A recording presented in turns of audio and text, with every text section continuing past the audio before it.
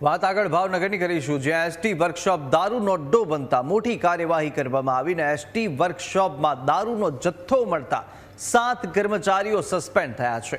નીલમબાગ પોલીસની રેડમાં દારૂની બોટલો ઝડપાઈ હતી।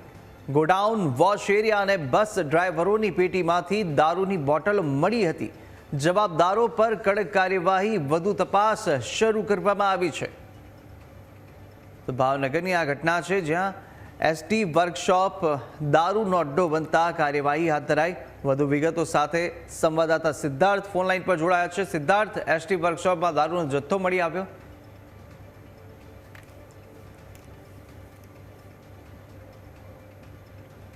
ફરીથી સંપર્ક કરીશું સંવાદદાતાનો, પરંતુ એસટી વર્કશોપની અંદર જે દારૂનો જથ્થો છે તે મળી આવ્યો અને 7 કર્મચારીઓ સસ્પેન્ડ કરવામાં આવ્યા છે।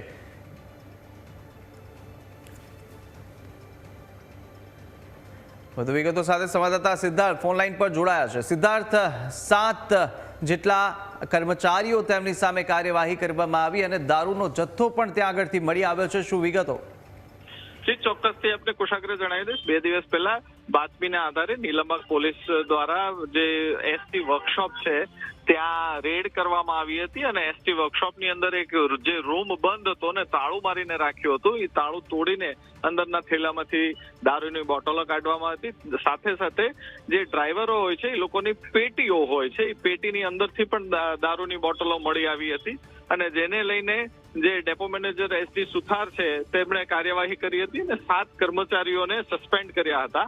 સાથે સાથે એવું પણ કહેવામાં આવ્યું હતું કે જે આજે બસીસ જે આવતી હોય છે એસટી માંથી, એ જે આંતરરાજ્ય જે બસ ચાલે છે તેમાંથી આ આવવાની શક્યતાઓ હોતી હોય છે, કારણ કે ઘણી બધી ભાવનગર ડેપોની બસીસ જે આંતરરાજ્યમાં ચાલતી હોય છે અને ત્યાંથી જ તે આ દારૂની બોટલની લેવડ દેવડ થતી હોય છે તેવી પણ એક આક્ષેપો કરવામાં આવ્યા હતા। જી સિદ્ધાર્થ, માહિતી સાથે જોડાવા બદલ આપનો આભાર।